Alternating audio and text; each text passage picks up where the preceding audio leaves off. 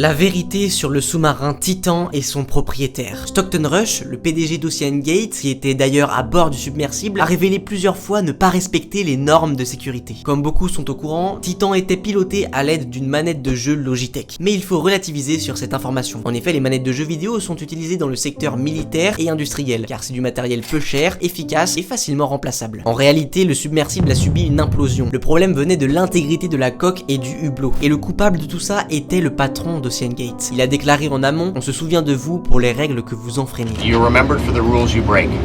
Il y a une règle qui interdit d'utiliser la fibre de carbone à la place du titane. Eh bien, je l'ai quand même fait. Les internautes ont relevé le fait que les soudures du hublot étaient très douteuses. D'ailleurs, celui-ci ne pouvait supporter qu'une pression jusqu'à 1300 mètres. Or, ils ont été beaucoup plus profonds. La compagnie avait refusé de faire certifier son sous-marin. Stockton Rush considérait ça comme un frein à l'innovation. On espère que ce genre de tragédie ne se reproduise plus, que des lois et mesures sur la sécurité soient adoptées